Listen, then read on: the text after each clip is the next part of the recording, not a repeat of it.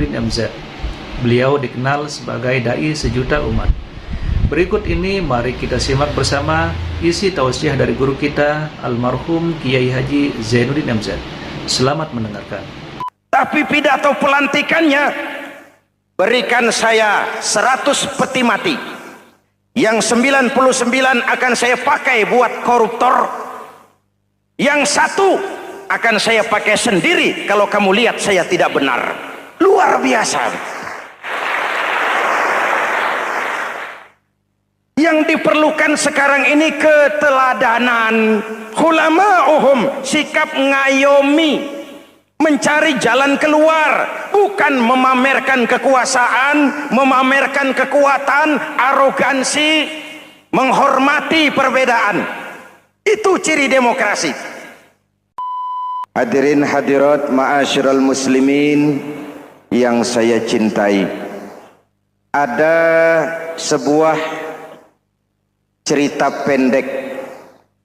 Seorang pengendara sepeda motor ditangkap oleh Pak Polisi, lalu diperiksa. Ini motor siapa? Pinjam Pak. Helm? Pinjam. SIM? Pinjam. Kata Pak Polisi, tidak boleh begini. Marah yang naik sepeda motor. Pak Polisi bagaimana? Kok tidak boleh? Yang punya saja bilang boleh.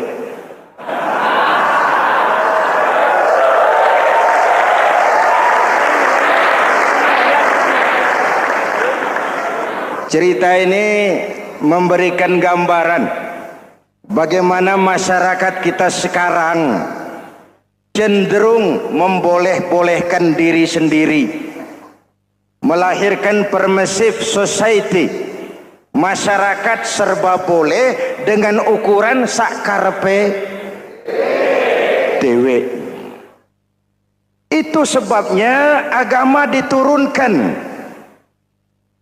Dalam contoh yang indah, Rasul memberikan gambaran bahwa Islam ini bagaikan sebuah bangunan yang komponen pokoknya 5. Bunyal Islamu ala khamsin. Islam dibangun di atas 5 komponen pokok. Jadi kalau Islam ini ibarat bangunan, unsur penunjang pokoknya itu 5. Mari kita analogkan Islam dengan bangunan. Kalau saudara akan membangun rumah, sebelum pasang tiang, pasang genteng, pasang jendela, apa yang lebih dulu dibangun? Fondasi. Kalau Islam ibarat bangunan, fondasinya adalah syahadatu an la ilaha illallah wa anna muhammadar rasulullah. Ini fondasi. Jikalau kuat fondasi, aman bangunan. Jikalau rapuh fondasi, lentur dan luntur bangunan.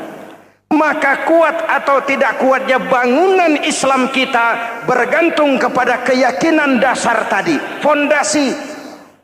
Saya bersaksi tidak ada Tuhan selain Allah, artinya saya tidak akan menyembah kecuali hanya kepada Allah. Orang yang benar fondasinya beres sujudnya. Kalau saya yakin tidak ada Tuhan selain Allah, saya tidak akan minta rezeki kecuali hanya kepada Allah. Orang yang benar fondasinya, giat bekerjanya, jauh dari tipu menipu, jauh dari renten, jauh dari riba, jauh dari korupsi, jauh dari judi. Keyakinan memberikan warna terhadap bentuk kepribadian. Kalau saya yakin tidak ada Tuhan selain Allah, saya tidak akan pernah takut kecuali hanya kepada Allah. Saya tidak akan melarikan persoalan kecuali hanya kepada Allah. Saya tidak akan menggantungkan hidup kecuali hanya kepada Allah. Saya tidak akan minta tolong kecuali hanya kepada Allah. Meresap ke dalam jiwa. Untuk keyakinan seperti ini, orang-orang tua kita dahulu berlinang air mata, bersimbah darah, bahkan berkorban nyawa, melaksanakan hijrah untuk mempertahankan keyakinan. Ini intan paling mahal dan ini mutiara paling berharga. Zaman boleh berubah, tapi pondasi tidak boleh goyah. Masa boleh berganti, tapi pondasi jangan sampai mati. Karena iman kita hidup, untuk iman kita berjuang, dan dalam iman kita ingin kembali menghadap Allah Subhanahu.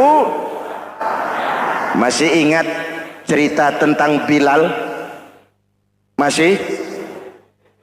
Mengulang kaji saja. Bilal itu budak sahaya. Ketika masuk Islam, dipanggil oleh majikannya. Bilal, iya bos.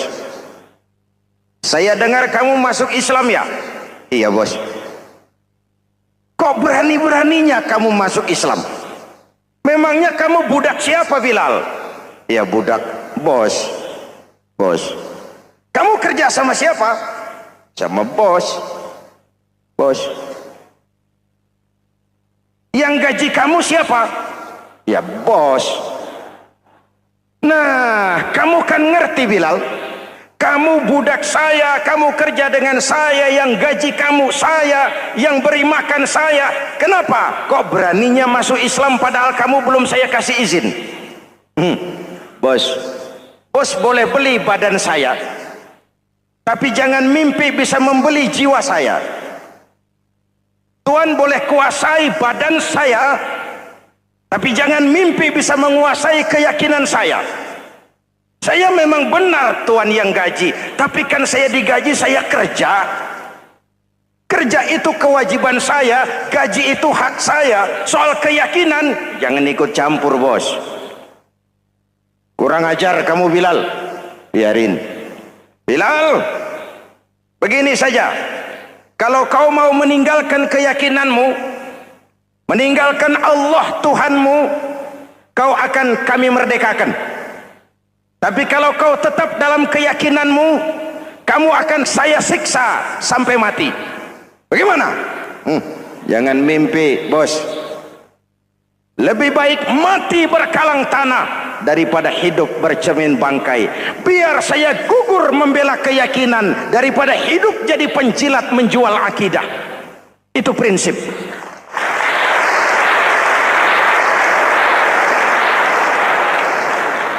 Gendeng kamu. Ayo siksa. Tangannya diikat, dihimpit dengan batu berat, dijemur dengan terik matahari padang pasir, terkelupas kulitnya, mengalir darah dari sekujur badannya, pecah bibirnya. Ayo Bilal, tetap bertuhan Allah dan kau akan mati di sini, atau kembali ke agama lama, kau jadi merdeka. Dari bibir yang pecah itu cuma keluar Allahu Ahad. Bilal budak badannya, merdeka jiwanya, maka namanya ditulis dengan tinta emas dalam sejarah. Kita zaman sekarang merdeka badan kita, tapi sering budak mental dan jiwa kita, maka sejarah tidak pernah mau mencatat kita.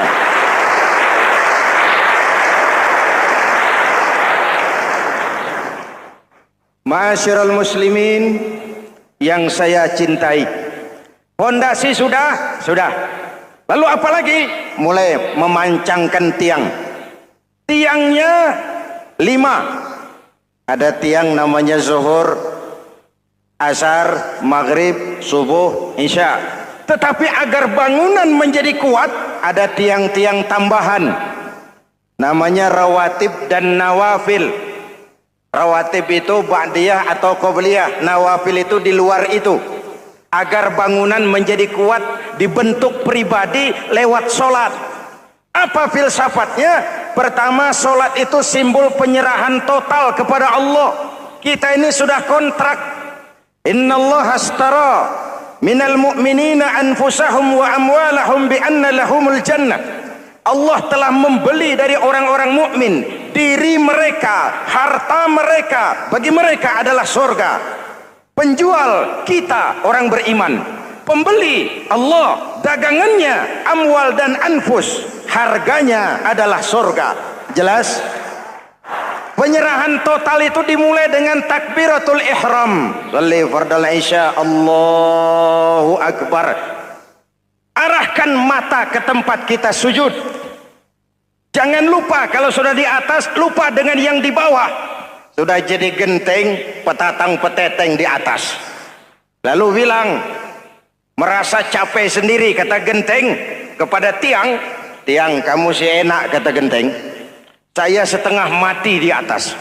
Kehujanan, kepanasan, kadang-kadang anak-anak nakal saya disambitin.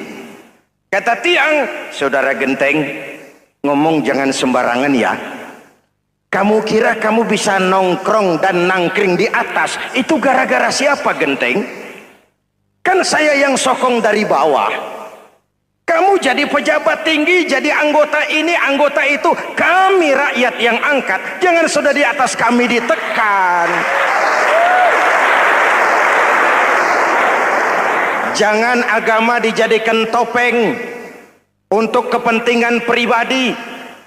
Berpolitik untuk kepentingan agama, ayo. Tapi menjual agama untuk kepentingan politik, itu yang merusak agama.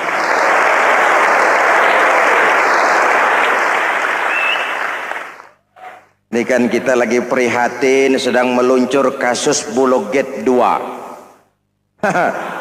Innalillahi wa inna ilaihi raji'un. Kita lihat sajalah para petinggi kita sekarang bagaimana menyikapi hukum. Sebab saya dengar ada bargaining, orang takut teriak maling sapi karena DE maling wedus. Tidak berani teriak ada maling sapi karena dia maling kambing. Yang lain maling ayam, dikumpulin ternyata maling semua.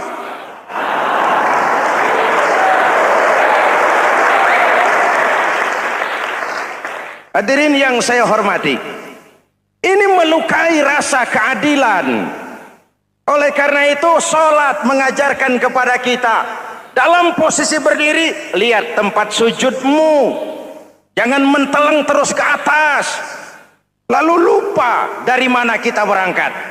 Itulah maknanya tawadhu, rendah hati, tidak melonjak angku dan sombong. Ada sebuah hadis Rasulullah bersabda, idza aradallahu biqaumin khairan, apabila Allah menginginkan kebaikan kepada satu bangsa, apabila Allah menginginkan kebaikan kepada satu kelompok rakyat, walla alaihim hulama'uhum, maka yang naik jadi pemimpin adalah orang-orang yang santun, orang-orang yang lemah lembut, bukan orang yang menggunakan kekerasan dan tiran, sedikit-sedikit main pecat.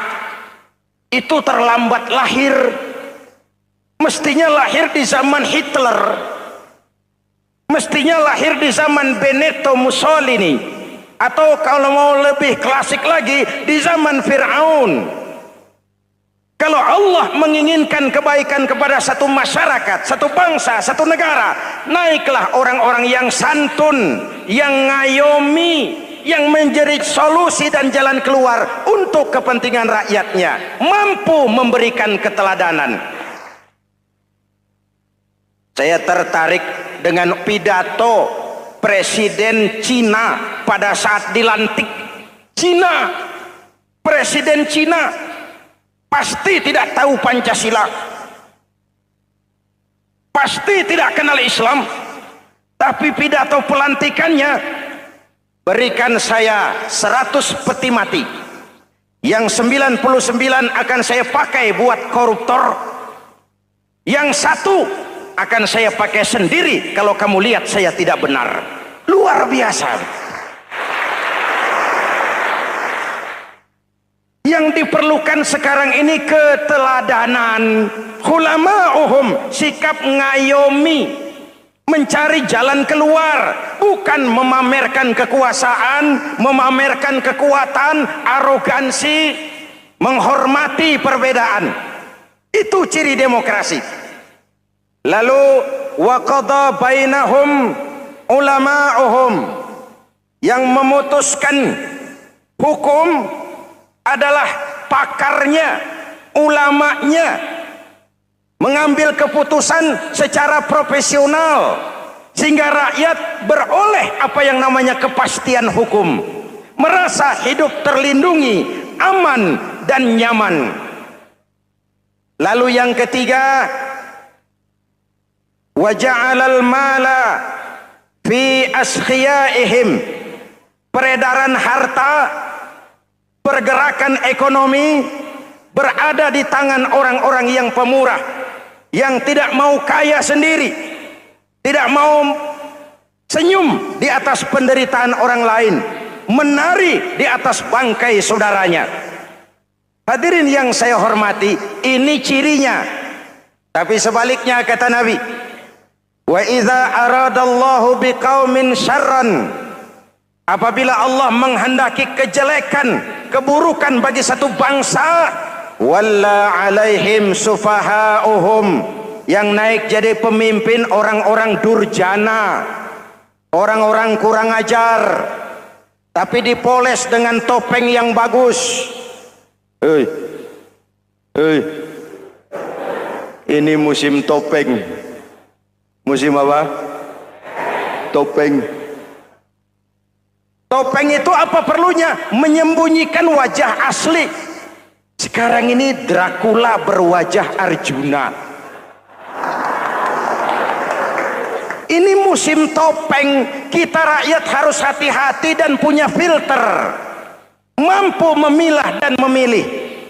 Walla alaihim sufahauhum wa qada bainahum juhaluhum, yang memutuskan hukum, yang mengambil keputusan orang-orang bodoh. Wa ja'alal mala fi bukhalaihim, peredaran harta, peredaran ekonomi jatuh di tangan orang-orang yang bakhil, yang tidak punya konsep menciptakan kemakmuran yang merata bagi seluruh rakyat Indonesia.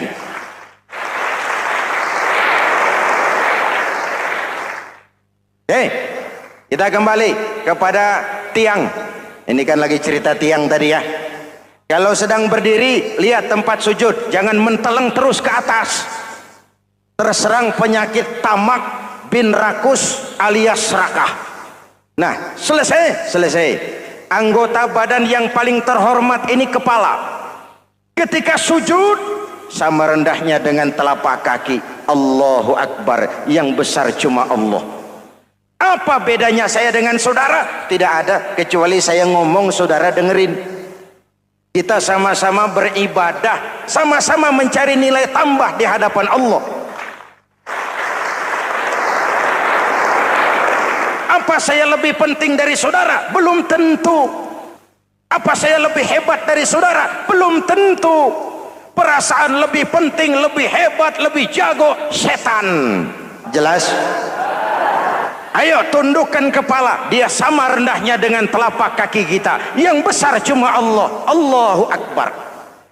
Lalu diakhiri dengan menebarkan salam. Assalamualaikum warahmatullah. Assalamualaikum warahmatullah. Menebarkan salam, mewujudkan rasa aman, damai, bukan menimbulkan keresahan.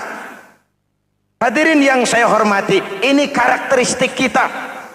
Selesai sholat, kembali ke masyarakat, ajaran salam diterjemahkan.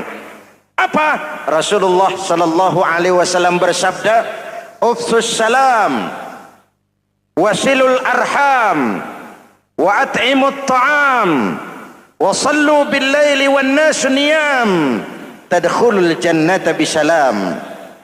Pertama, ufsus salam, tebarkan salam.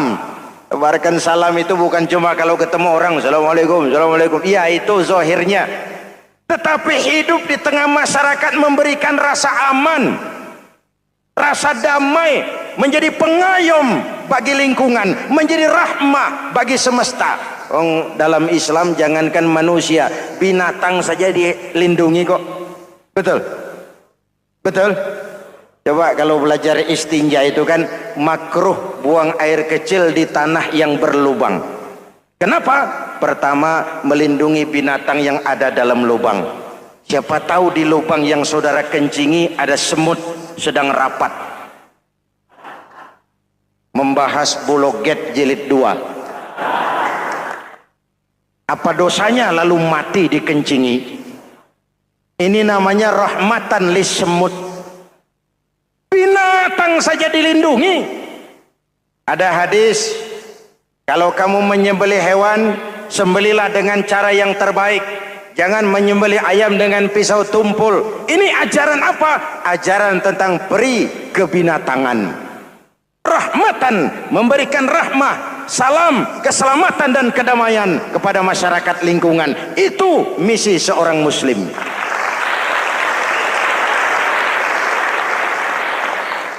Hadirin hadirat ma'asyiral muslimin yang saya cintai, saya kembali kepada pesan Nabi tadi itu. Pertama, ufsus salam, sebarkan salam. Sekarang ini kan yang banyak sebarkan isu, sebarkan fitnah, hancurkan nama baik orang, hantam orang di mana-mana. Padahal yang diajarkan ufsus salam, sebarkan perdamaian, bukan permusuhan. Cari kebenaran, bukan kemenangan. Lalu yang kedua, wasilul arham, sambungkan silaturahmi, tegakkan semangat kekeluargaan dan persaudaraan. Karena kita sudah diikat dengan tali akidah. Mari kita saling bertanya setelah lewat hari-hari yang dimana kita seperti saling berhadapan, seperti tercabut dari akar budaya kita sebagai bangsa. Semangat gotong royong, semangat kekeluargaan makin lentur dan luntur, dan perlu kita angkat kembali ke permukaan. Silul arham, sambungkan semangat silaturahmi. Wa at'imut ta'am, berikan makan orang-orang yang kelaparan. Mempunyai kepekaan dan kepedulian. Jangan menari di atas penderitaan orang, jangan tersenyum di atas isak tangis tetangga. At'imut ta'am, mempunyai kepedulian yang tinggi. Wasallu bil laili wan nasu niyam, bangunlah di keheningan malam ketika orang sedang tidur. Istilah saya, kalau mau telepon Allah, jangan lupa nomor teleponnya itu 44342. Jumlahnya 17. Zuhur, asar, maghrib, isya, subuh 44342. Jangan ragu-ragu. Kalau angka cukup, telepon sambung. Kalau angka kurang, hati-hati salah sambung. Pak, mau sambung yang lebih cepat bagaimana? Bisa. Selain nomor itu, coba pakai sambungan langsung jarak jauh.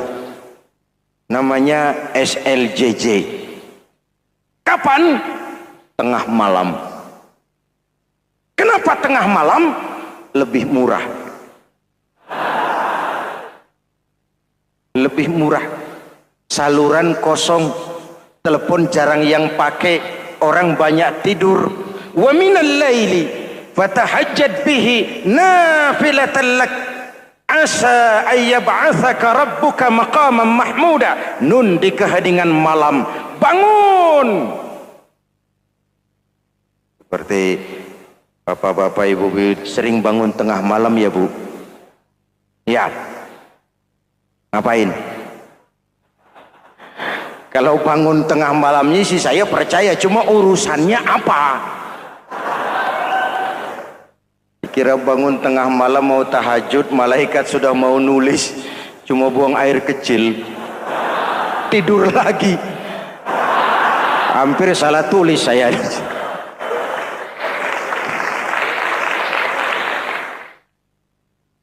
Baik, fondasi sudah Pak, tiang siap. Lalu apa lagi? Nah, rumah itu supaya ada batas, perlu pagar, dinding, tembok. Yang jadi batas, dinding, tembok, puasa. Asyamu junnatun, puasa adalah dinding, benteng yang menyelamatkan manusia jangan sampai menyentuh wilayah lain. Ada batas-batas dan norma yang diindahkan. Selesai, tembok, dinding, selesai. Pagar, selesai. Lah rumah itu supaya bersih, kan harus ada kamar mandi, jendela, pintu, yang fungsinya membersihkan zakat. Kalau dia zakatul mal, dia bersihkan harta kita. Kalau dia zakatul fitrah, dia bersihkan jiwa kita. Kalau dia zakatul tijarah, dia bersihkan bisnis kita. Kalau dia zakatul ma'adin, dia bersihkan barang tambang kita. Karena itu dalam kitab-kitab fikih dikatakan zakat itu adalah harta yang tu'khazu min aghniyaihim wa turaddu ila fuqaraihim. Kiai Haji Zainuddin Hamidi atau dikenal sebagai Kiai Haji Zainuddin MZ. Beliau lahir pada tanggal 2 Maret 1952. Kiai Haji Zainuddin MZ adalah seorang pemuka agama Islam di Indonesia yang populer melalui ceramahnya di radio dan televisi. Julukannya adalah Dai Berjuta Umat karena dakwahnya yang dapat menyentuh seluruh lapisan masyarakat. Dan ia pernah menjabat sebagai Ketua Umum Partai Bintang Reformasi, kemudian digantikan oleh Bursah Zarnubi. Kiai Haji Zainuddin MZ merupakan anak tunggal buah cinta pasangan Turmuzi dan Zainabun dari keluarga Betawi asli. Ayahnya yang pensiunan pegawai PLN adalah seorang yang taat beragama, sementara ibunya seorang ibu rumah tangga. Sejak umur 2 tahun, Kiai Haji Zainuddin MZ sudah ditinggal sang ayah. Untuk memenuhi kebutuhan hidupnya, sejak kecil Kiai Haji Zainuddin MZ sering membantu sang ibu untuk berjualan nasi uduk. Selama 6 tahun Kiai Haji Zainuddin MZ mengenyam pendidikan di bawah asuhan Kiai Haji Idham Chalid, ulama karismatik asal Kalimantan, sekaligus politisi ulung yang pernah menjabat sebagai Ketua MPR dan Ketua DPR pada periode 1971 sampai 1977. Kiai Haji Zainuddin MZ ini semakin dikenal masyarakat ketika ceramahnya mulai memasuki dunia rekaman. Kasetnya beredar bukan saja di seluruh pelosok Nusantara, tetapi juga ke beberapa negara Asia. Kiai Haji Zainuddin MZ pernah diangkat menjadi anggota Majelis Permusyawaratan Rakyat Republik Indonesia periode 1997 sampai 1999. Beliau pernah mengisi di suatu acara TV, seperti acara Tabligh Akbar Ramadan, Indosiar mulai dari tahun 2000 sampai tahun 2001. Acara TV pengantar sahur dan berbuka puasa, Indosiar, dari tahun 1999 sampai 2002. Dakwah puasa acara TV SCTV dari tahun 1991 sampai 2001. Kiai Haji Zainuddin MZ meninggal dunia pada 5 Juli 2011 dalam perjalanan menuju Rumah Sakit Pusat Pertamina karena serangan jantung dan gula darah. Ia meninggal setelah sarapan bersama keluarga di rumahnya Gandaria 1, Kebayoran Baru, Jakarta Selatan. Itulah biografi singkat dari beliau. Mari kita kirimkan Al-Fatihah untuk beliau, Kiai Haji Zainuddin MZ. Jikalau kuat fondasi, aman bangunan. Jikalau rapuh fondasi, lentur dan luntur bangunan. Maka kuat atau tidak kuatnya bangunan Islam kita bergantung kepada keyakinan dasar tadi, fondasi. Saya bersaksi tidak ada Tuhan selain Allah, artinya saya tidak akan menyembah kecuali hanya kepada Allah. Orang yang benar fondasinya beres sujudnya. Kalau saya yakin tidak ada Tuhan selain Allah, saya tidak akan minta rezeki kecuali hanya kepada Allah. Orang yang benar fondasinya, giat bekerjanya, jauh dari tipu menipu, jauh dari renten, jauh dari riba, jauh dari korupsi, jauh dari judi. Keyakinan memberikan warna terhadap bentuk kepribadian. Kalau saya yakin tidak ada Tuhan selain Allah, saya tidak akan pernah takut kecuali hanya kepada Allah. Saya tidak akan melarikan persoalan kecuali hanya kepada Allah. Saya tidak akan menggantungkan hidup kecuali hanya kepada Allah. Saya tidak akan minta tolong kecuali hanya kepada Allah. Meresap ke dalam jiwa. Untuk keyakinan seperti ini, orang-orang tua kita dahulu berlinang air mata, bersimbah darah, bahkan berkorban nyawa, melaksanakan hijrah untuk mempertahankan keyakinan. Ini intan paling mahal dan ini mutiara paling berharga. Zaman boleh berubah, tapi pondasi tidak boleh goyah. Masa boleh berganti, tapi pondasi jangan sampai mati. Karena iman kita hidup, untuk iman kita berjuang, dan dalam iman kita ingin kembali menghadap Allah Subhanahu. Masih ingat cerita tentang Bilal? Masih? Mengulang kaji saja. Bilal itu budak sahaya. Ketika masuk Islam, dipanggil oleh majikannya. Bilal, iya bos. Saya dengar kamu masuk Islam ya? Iya bos. Kok berani-beraninya kamu masuk Islam? Memangnya kamu budak siapa, Bilal? Ya budak bos. Bos. Kamu kerja sama siapa? Sama bos. Bos. Yang gaji kamu siapa? Ya bos. Nah, kamu kan ngerti, Bilal.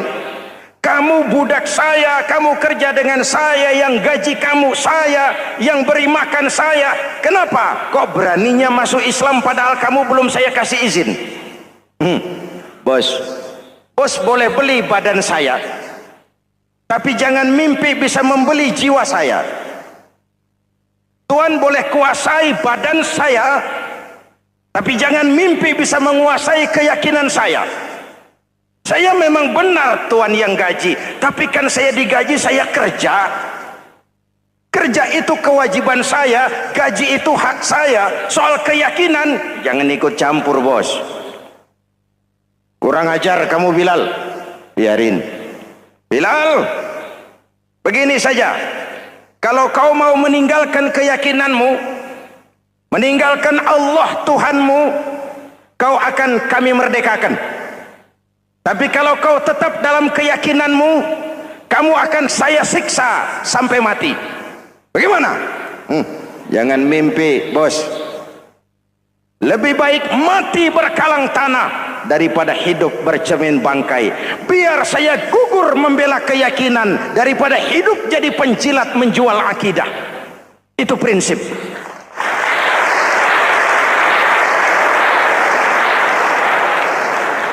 Gendeng kamu. Ayo, siksa. Tangannya diikat, dihimpit dengan batu berat, dijemur dengan terik matahari padang pasir, terkelupas kulitnya, mengalir darah dari sekujur badannya, pecah bibirnya. Ayo Bilal, tetap bertuhan Allah dan kau akan mati di sini, atau kembali ke agama lama, kau jadi merdeka. Dari bibir yang pecah itu cuma keluar Allahu Ahad. Bilal budak badannya, merdeka jiwanya, maka namanya ditulis dengan tinta emas dalam sejarah. Kita zaman sekarang merdeka badan kita, tapi sering budak mental dan jiwa kita, maka sejarah tidak pernah mau mencatat kita.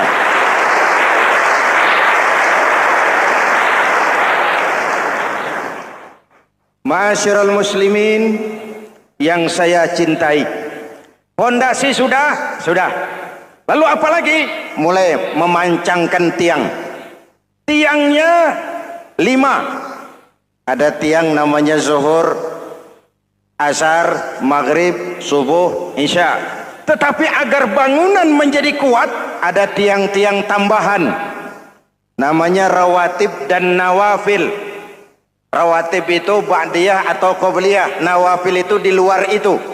Agar bangunan menjadi kuat, dibentuk pribadi lewat solat. Apa filsafatnya? Pertama, solat itu simbol penyerahan total kepada Allah. Kita ini sudah kontrak. Innallaha astara minal mu'minina anfusahum wa amwalahum bi anna lahumul jannah. Allah telah membeli dari orang-orang mukmin diri mereka, harta mereka, bagi mereka adalah surga. Penjual kita orang beriman, pembeli Allah, dagangannya amwal dan anfus, harganya adalah surga. Jelas? Penyerahan total itu dimulai dengan takbiratul ihram. Shalli fardal isya, Allahu akbar. Arahkan mata ke tempat kita sujud. Jangan lupa kalau sudah di atas, lupa dengan yang di bawah. Sudah jadi genteng, petatang peteteng di atas. Lalu bilang, merasa capek sendiri, kata genteng kepada tiang. Tiang, kamu sih enak, kata genteng. Saya setengah mati di atas. Kehujanan, kepanasan, kadang-kadang anak-anak nakal saya disambitin. Kata tiang, saudara genteng, ngomong jangan sembarangan ya. Kamu kira kamu bisa nongkrong dan nangkring di atas, itu gara-gara siapa genteng? Kan saya yang sokong dari bawah. Kamu jadi pejabat tinggi, jadi anggota ini, anggota itu. Kami rakyat yang angkat. Jangan sudah di atas kami ditekan. Jangan agama dijadikan topeng untuk kepentingan pribadi. Berpolitik untuk kepentingan agama, ayo. Tapi menjual agama untuk kepentingan politik, itu yang merusak agama. Subhanallah, sangat luar biasa apa yang disampaikan oleh guru kita almarhum Kiai Haji Zainuddin MZ. Sahabat beriman yang dirahmati Allah, jangan beranjak dulu, tetaplah di channel ini karena kajian ini belum selesai dan masih banyak lagi hal-hal menarik yang akan disampaikan oleh guru kita almarhum Kiai Haji Zainuddin MZ. Maka dari itu, tetaplah di sini dan mari kita lanjutkan kembali. Selamat mendengarkan. Ini kan kita lagi prihatin sedang meluncur kasus Bulog Gate 2. Innalillahi wa inna ilaihi raji'un. Kita lihat sajalah para petinggi kita sekarang bagaimana menyikapi hukum. Sebab saya dengar ada bargaining. Orang takut teriak maling sapi karena DE maling wedus. Tidak berani teriak ada maling sapi karena dia maling kambing. Yang lain maling ayam, dikumpulin ternyata maling semua.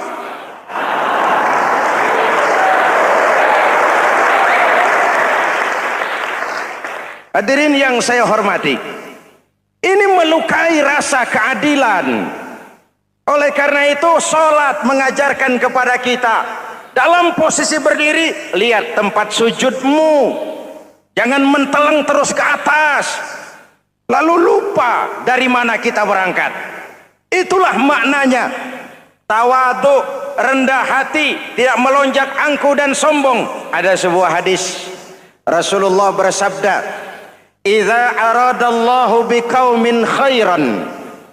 Apabila Allah menginginkan kebaikan kepada satu bangsa, apabila Allah menginginkan kebaikan kepada satu kelompok rakyat, walla alaihim khulama'uhum, maka yang naik jadi pemimpin adalah orang-orang yang santun, orang-orang yang lemah lembut, bukan orang yang menggunakan kekerasan dan tiran. Sedikit-sedikit main pecat, itu terlambat lahir. Mestinya lahir di zaman Hitler, mestinya lahir di zaman Benito Mussolini, atau kalau mau lebih klasik lagi di zaman Fir'aun. Kalau Allah menginginkan kebaikan kepada satu masyarakat, satu bangsa, satu negara, naiklah orang-orang yang santun, yang ngayomi, yang menjadi solusi dan jalan keluar untuk kepentingan rakyatnya, mampu memberikan keteladanan. Saya tertarik dengan pidato Presiden Cina pada saat dilantik. Cina, Presiden Cina pasti tidak tahu Pancasila, pasti tidak kenal Islam, tapi pidato pelantikannya, berikan saya 100 peti mati, yang 99 akan saya pakai buat koruptor, yang satu akan saya pakai sendiri kalau kamu lihat saya tidak benar. Luar biasa. Yang diperlukan sekarang ini keteladanan, khulama'uhum, sikap ngayomi, mencari jalan keluar, bukan memamerkan kekuasaan, memamerkan kekuatan, arogansi, diri demokrasi. Lalu waqadha bainahum ulama'uhum, yang memutuskan hukum adalah pakarnya, ulamanya, mengambil keputusan secara profesional sehingga rakyat beroleh apa yang namanya kepastian hukum, merasa hidup terlindungi, aman dan nyaman. Lalu yang ketiga, wa ja'alal mala fi askhiyaihim, peredaran harta, pergerakan ekonomi berada di tangan orang-orang yang pemurah, yang tidak mau kaya sendiri, tidak mau senyum di atas penderitaan orang lain, menari di atas bangkai saudaranya. Hadirin yang saya hormati, ini cirinya. Tapi sebaliknya kata Nabi, wa idza aradallahu biqaumin syarran, apabila Allah menghendaki kejelekan, keburukan bagi satu bangsa, walla alaihim sufahauhum, yang naik jadi pemimpin orang-orang durjana, orang-orang kurang ajar, tapi dipoles dengan topeng yang bagus. Ini musim topeng. Musim apa? Topeng. Topeng itu apa perlunya? Menyembunyikan wajah asli. Sekarang ini Dracula berwajah Arjuna. Ini musim topeng. Kita rakyat harus hati-hati dan punya filter, mampu memilah dan memilih. Walla alaihim sufahauhum wa qada bainahum juhaluhum, yang memutuskan hukum, yang mengambil keputusan orang-orang bodoh. Wa ja'alal mala fi bukhalaihim, peredaran harta, peredaran ekonomi jatuh di tangan orang-orang yang bakhil, yang tidak punya konsep menciptakan kemakmuran yang merata bagi seluruh rakyat Indonesia.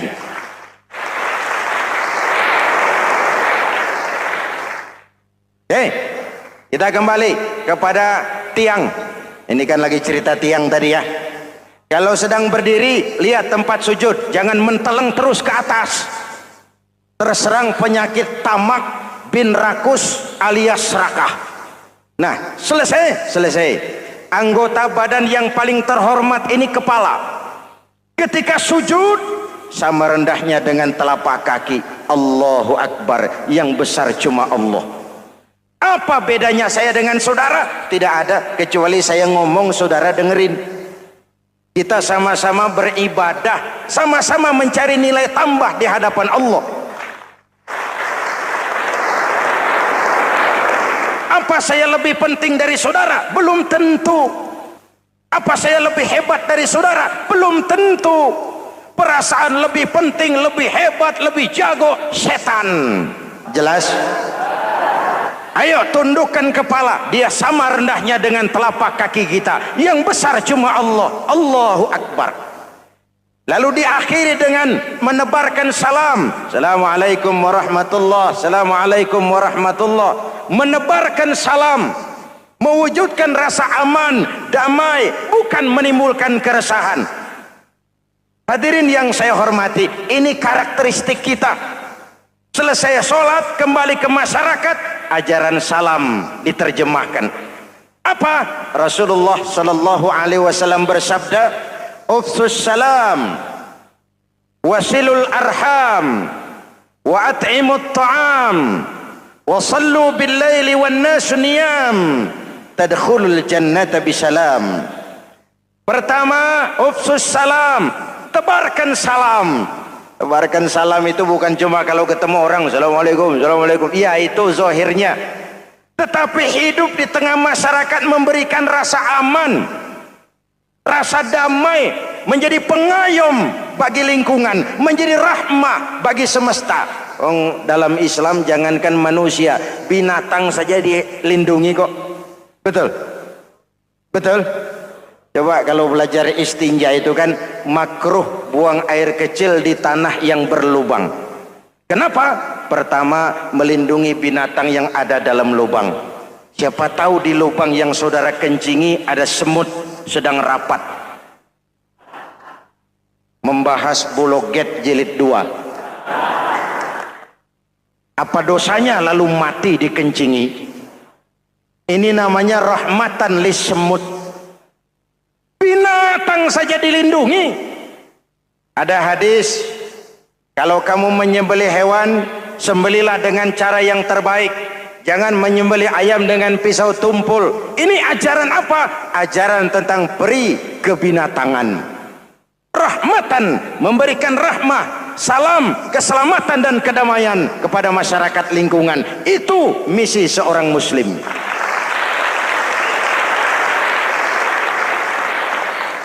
Hadirin hadirat ma'asyiral muslimin yang saya cintai, saya kembali kepada pesan Nabi tadi itu. Pertama, ufsus salam, sebarkan salam.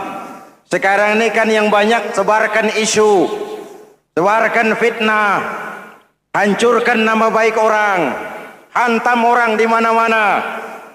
Padahal yang diajarkan ufsus salam, sebarkan perdamaian, bukan permusuhan. Cari kebenaran, bukan kemenangan.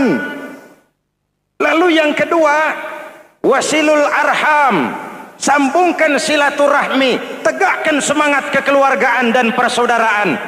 Karena kita sudah diikat dengan tali akidah. Mari kita saling bertanya setelah lewat hari-hari yang dimana kita seperti saling berhadapan, seperti tercabut dari akar budaya kita sebagai bangsa. Semangat gotong royong, semangat kekeluargaan makin lentur dan luntur, dan perlu kita angkat kembali ke permukaan. Silul arham, sambungkan semangat silaturahmi. Wa at'imut ta'am, berikan makan orang-orang yang kelaparan, mempunyai kepekaan dan kepedulian. Jangan menari di atas penderitaan orang, jangan tersenyum di atas isak tangis tetangga. At'imut ta'am, mempunyai kepedulian yang tinggi. Wa sallu bil laili wan nasu niyam, bangunlah di keheningan malam ketika orang sedang tidur.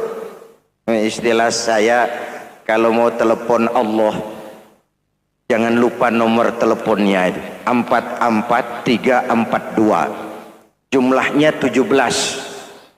Zuhur, asar, maghrib, isya, subuh 44342. Jangan ragu-ragu, kalau angka cukup telepon sambung. Kalau angka kurang, hati-hati salah sambung. Pak, mau sambung yang lebih cepat bagaimana? Bisa, selain nomor itu, coba pakai sambungan langsung jarak jauh. Namanya SLJJ. Kapan? Tengah malam. Kenapa tengah malam? Lebih murah.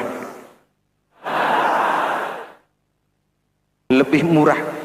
Saluran kosong, telepon jarang yang pakai, orang banyak tidur. Wa minal laili fatahajjad bihi nafilatan lak asa ayyab'atsaka rabbuka maqaman mahmuda. Nun di keheningan malam, bangun. Seperti bapak-bapak, ibu-ibu sering bangun tengah malam ya Bu? Ya. Ngapain? Kalau bangun tengah malamnya sih saya percaya, cuma urusannya apa? Kira bangun tengah malam mau tahajud, malaikat sudah mau nulis, cuma buang air kecil, tidur lagi. Hampir salah tulis saya.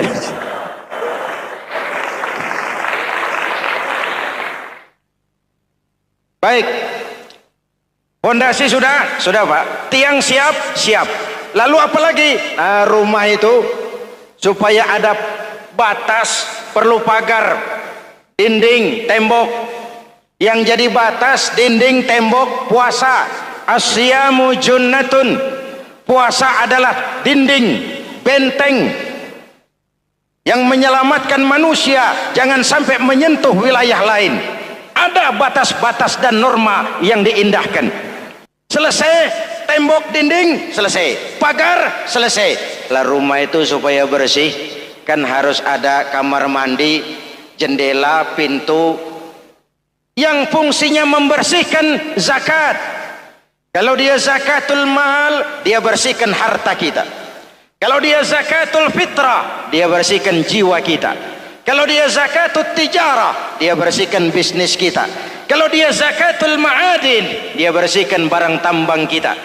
Karena itu dalam kitab-kitab fikih dikatakan zakat itu adalah harta yang tu'khazu min aghniyaihim wa turaddu ila fuqaraihim. Jikalau kuat fondasi, aman bangunan. Jikalau rapuh pondasi, lentur dan luntur bangunan. Maka kuat atau tidak kuatnya bangunan Islam kita bergantung kepada keyakinan dasar tadi, fondasi. Saya bersaksi tidak ada Tuhan selain Allah, artinya saya tidak akan menyembah kecuali hanya kepada Allah. Orang yang benar fondasinya beres sujudnya.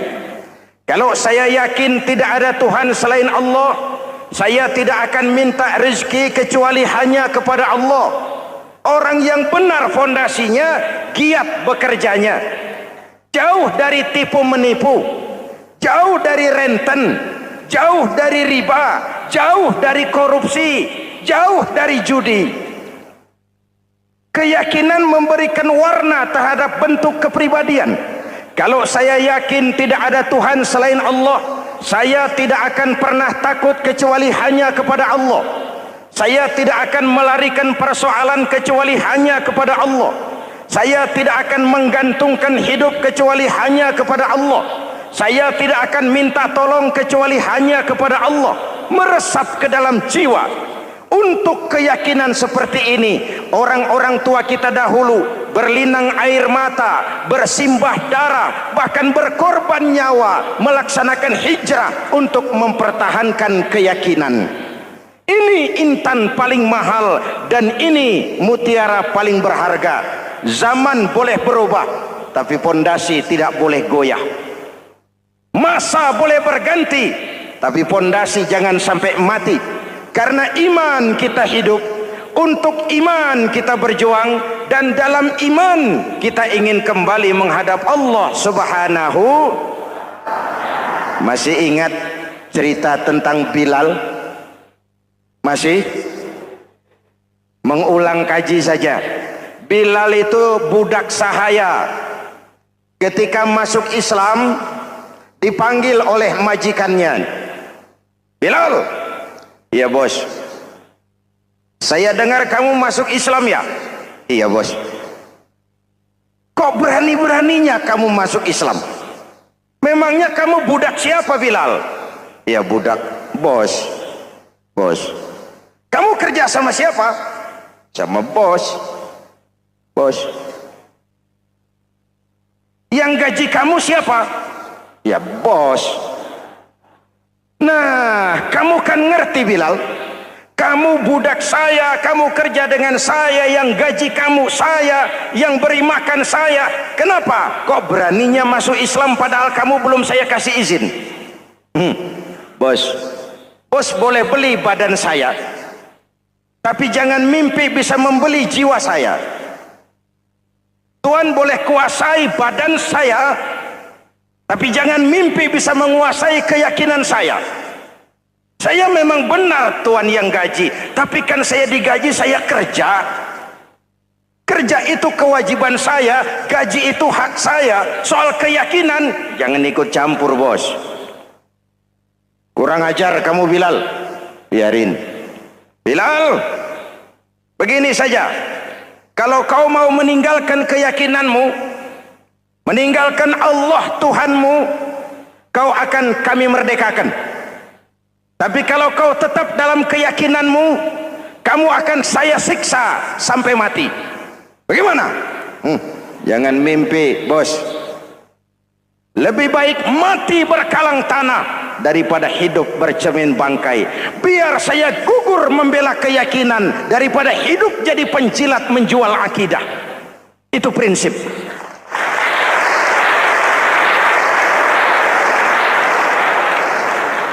Gendeng kamu. Ayo siksa.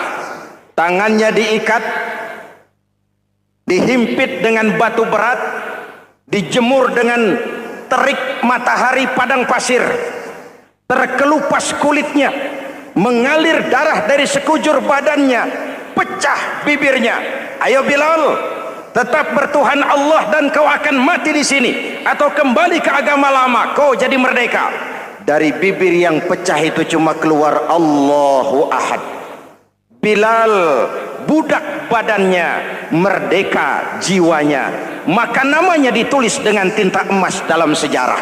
Kita zaman sekarang merdeka badan kita, tapi sering budak mental dan jiwa kita. Maka sejarah tidak pernah mau mencatat kita.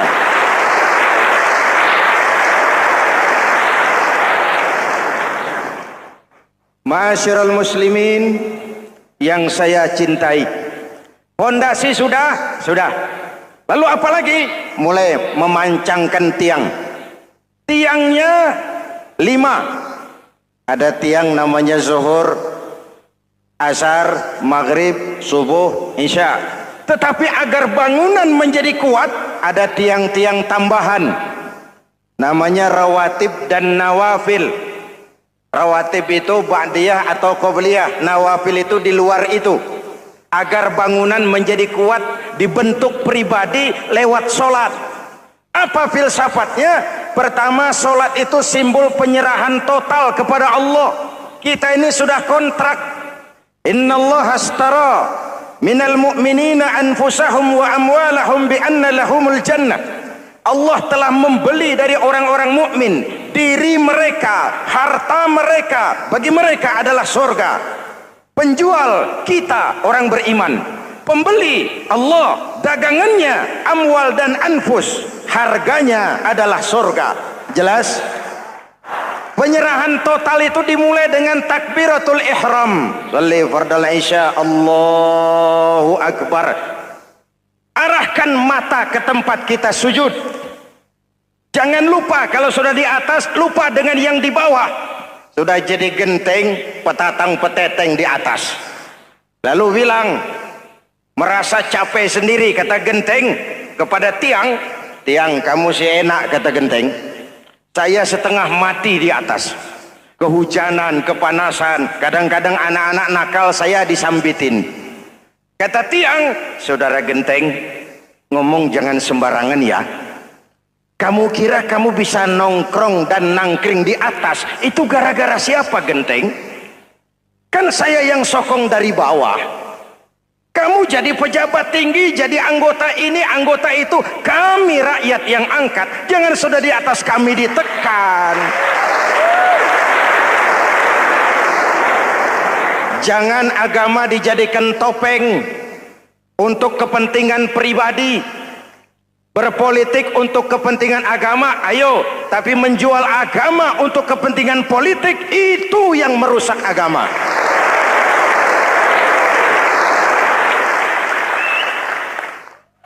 Ini kan kita lagi prihatin sedang meluncur kasus Bulog Gate 2. Innalillahi wa inna ilaihi raji'un. Kita lihat sajalah para petinggi kita sekarang bagaimana menyikapi hukum. Sebab saya dengar ada bargaining. Orang takut teriak maling sapi karena DE maling wedus. Tidak berani teriak ada maling sapi karena dia maling kambing. Yang lain maling ayam, dikumpulin ternyata maling semua.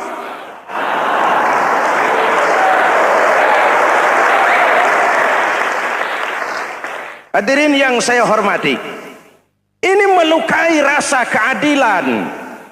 Oleh karena itu sholat mengajarkan kepada kita, dalam posisi berdiri, lihat tempat sujudmu. Jangan menteleng terus ke atas, lalu lupa dari mana kita berangkat. Itulah maknanya tawadhu, rendah hati, tidak melonjak angku dan sombong. Ada sebuah hadis Rasulullah bersabda, "Idza aradallahu biqaumin khairan."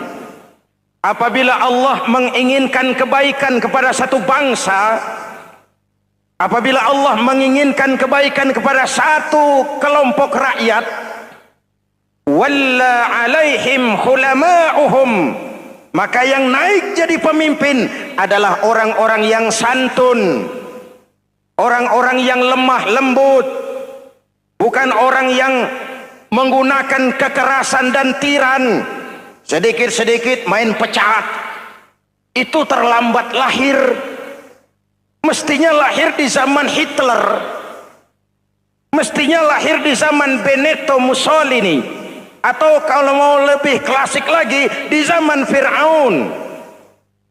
Kalau Allah menginginkan kebaikan kepada satu masyarakat, satu bangsa, satu negara, naiklah orang-orang yang santun, yang ngayomi, yang menjadi solusi dan jalan keluar untuk kepentingan rakyatnya, mampu memberikan keteladanan. Saya tertarik dengan pidato Presiden Cina pada saat dilantik. Cina, Presiden Cina pasti tidak tahu Pancasila, pasti tidak kenal Islam, tapi pidato pelantikannya, berikan saya 100 peti mati, yang 99 akan saya pakai buat koruptor, yang satu akan saya pakai sendiri kalau kamu lihat saya tidak benar. Luar biasa. Yang diperlukan sekarang ini keteladanan, hulama'uhum, sikap ngayomi, mencari jalan keluar, bukan memamerkan kekuasaan, memamerkan kekuatan, arogansi, menghormati perbedaan. Itu ciri demokrasi. Lalu waqadha bainahum ulama'uhum, yang memutuskan hukum adalah pakarnya, ulamanya, mengambil keputusan secara profesional sehingga rakyat beroleh apa yang namanya kepastian hukum, merasa hidup terlindungi, aman dan nyaman. Lalu yang ketiga, wa ja'alal mala fi askhiyaihim, peredaran harta, pergerakan ekonomi berada di tangan orang-orang yang pemurah, yang tidak mau kaya sendiri, tidak mau senyum di atas penderitaan orang lain, menari di atas bangkai saudaranya. Hadirin yang saya hormati, ini cirinya. Tapi sebaliknya kata Nabi, wa idza aradallahu biqaumin syarran, apabila Allah menghendaki kejelekan, keburukan bagi satu bangsa, walla alaihim sufahauhum, yang naik jadi pemimpin orang-orang durjana, orang-orang kurang ajar, tapi dipoles dengan topeng yang bagus. Ini musim topeng. Musim apa? Topeng. Topeng itu apa perlunya? Menyembunyikan wajah asli. Sekarang ini Dracula berwajah Arjuna. Ini musim topeng. Kita rakyat harus hati-hati dan punya filter, mampu memilah dan memilih. Walla alaihim sufahauhum wa qada bainahum juhaluhum, yang memutuskan hukum, yang mengambil keputusan orang-orang bodoh. Wa ja'alal mala fi bukhalaihim, peredaran harta, peredaran ekonomi jatuh di tangan orang-orang yang bakhil, yang tidak punya konsep menciptakan kemakmuran yang merata bagi seluruh rakyat Indonesia.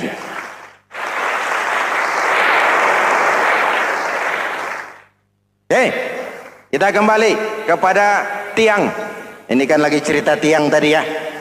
Kalau sedang berdiri, lihat tempat sujud, jangan menteleng terus ke atas. Terserang penyakit tamak bin rakus alias serakah. Nah, selesai. Anggota badan yang paling terhormat ini kepala. Ketika sujud, sama rendahnya dengan telapak kaki. Allahu Akbar, yang besar cuma Allah. Apa bedanya saya dengan saudara? Tidak ada, kecuali saya ngomong saudara dengerin. Kita sama-sama beribadah, sama-sama mencari nilai tambah di hadapan Allah. Apa saya lebih penting dari saudara? Belum tentu. Apa saya lebih hebat dari saudara? Belum tentu. Perasaan lebih penting, lebih hebat, lebih jago, setan. Jelas? Ayo tundukkan kepala, dia sama rendahnya dengan telapak kaki kita. Yang besar cuma Allah. Allahu Akbar. Lalu diakhiri dengan menebarkan salam. Assalamualaikum warahmatullah, assalamualaikum warahmatullah. Menebarkan salam, mewujudkan rasa aman, damai, bukan menimbulkan keresahan. Hadirin yang saya hormati, ini karakteristik kita. Selesai sholat, kembali ke masyarakat, ajaran salam diterjemahkan. Apa? Rasulullah sallallahu alaihi wasallam bersabda, "Ufsus salam, wasilul arham, wa at'imut ta'am, wa sallu bil laili wan nasu niyam, tadkhulul jannata bisalam." Pertama, ufsus salam, tebarkan salam. Tebarkan salam itu bukan cuma kalau ketemu orang, assalamualaikum, assalamualaikum. Iya, itu zahirnya. Tetapi hidup di tengah masyarakat memberikan rasa aman, rasa damai, menjadi pengayom bagi lingkungan, menjadi rahmah bagi semesta. Dalam Islam jangankan manusia, binatang saja dilindungi kok. Betul? Betul? Coba kalau belajar istinja itu kan makruh buang air kecil di tanah yang berlubang. Kenapa? Pertama, melindungi binatang yang ada dalam lubang. Siapa tahu di lubang yang saudara kencingi ada semut sedang rapat. Membahas Buloget jilid 2. Apa dosanya lalu mati dikencingi? Ini namanya rahmatan lis semut. Binatang saja dilindungi. Ada hadis, kalau kamu menyembelih hewan, sembelilah dengan cara yang terbaik. Jangan menyembelih ayam dengan pisau tumpul. Ini ajaran apa? Ajaran tentang peri kebinatangan. Rahmatan, memberikan rahmah, salam, keselamatan dan kedamaian kepada masyarakat lingkungan. Itu misi seorang muslim.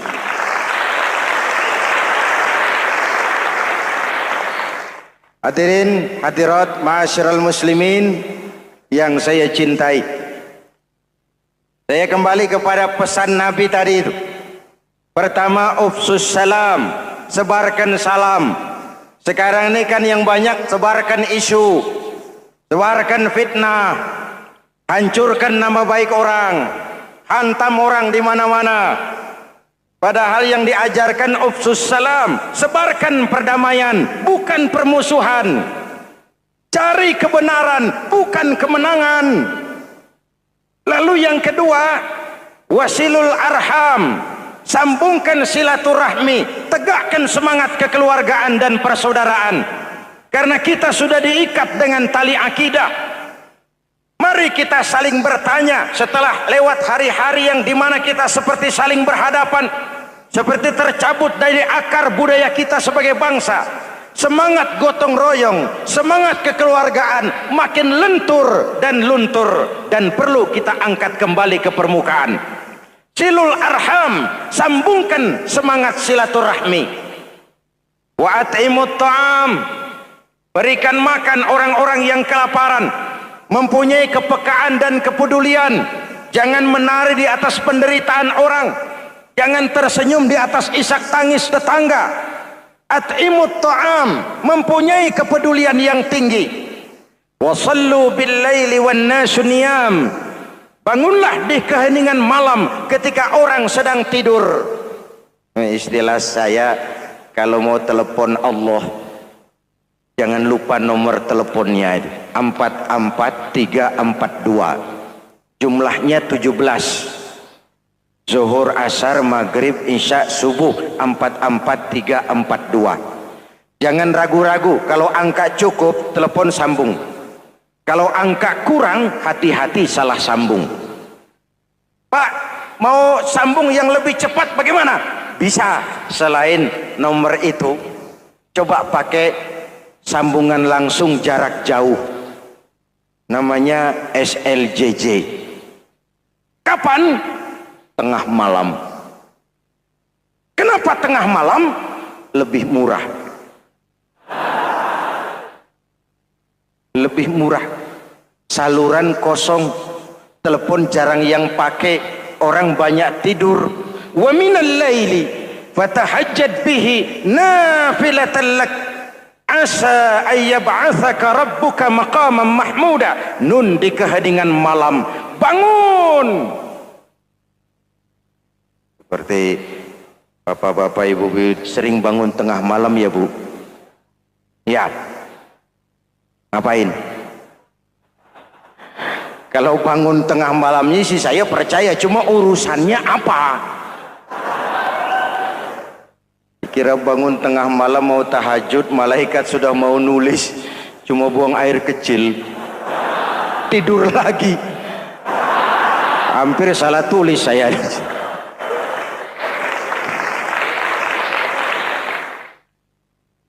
Baik, fondasi sudah Pak, tiang siap, siap. Lalu apa lagi? Nah, rumah itu supaya ada batas, perlu pagar, dinding, tembok. Yang jadi batas, dinding, tembok, puasa. Asyamu junnatun. Puasa adalah dinding, benteng yang menyelamatkan manusia jangan sampai menyentuh wilayah lain. Ada batas-batas dan norma yang diindahkan. Selesai, tembok, dinding, selesai. Pagar, selesai. Lah rumah itu supaya bersih, kan harus ada kamar mandi, jendela, pintu yang fungsinya membersihkan zakat. Kalau dia zakatul mal, dia bersihkan harta kita. Kalau dia zakatul fitrah, dia bersihkan jiwa kita. Kalau dia zakatul tijarah, dia bersihkan bisnis kita. Kalau dia zakatul ma'adin, dia bersihkan barang tambang kita. Alhamdulillahirabbil alamin. Demikianlah tausiah yang sangat luar biasa yang sudah disampaikan oleh guru kita almarhum Kiai Haji Zainuddin MZ. Tentunya banyak sekali ilmu, hikmah dan manfaat yang bisa kita jadikan pelajaran dalam kehidupan kita sehari-hari. Sahabat beriman yang dimuliakan Allah, mari kita doakan guru kita, semoga beliau diampuni segala dosa-dosanya dan dilapangkan kuburnya. Amin ya rabbal alamin. Dan buat sahabat semua yang sudah setia menonton tausiah ini sampai selesai, saya ucapkan terima kasih banyak.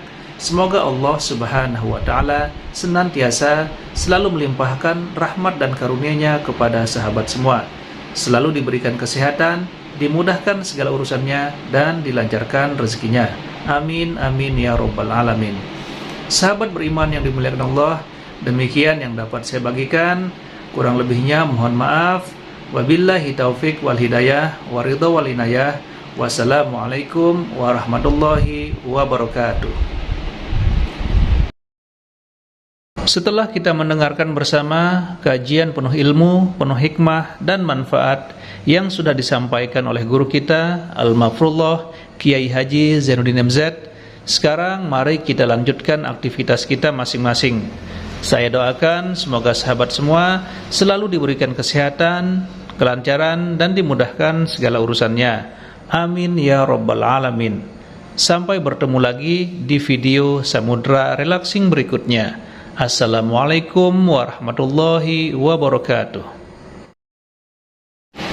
Assalamualaikum.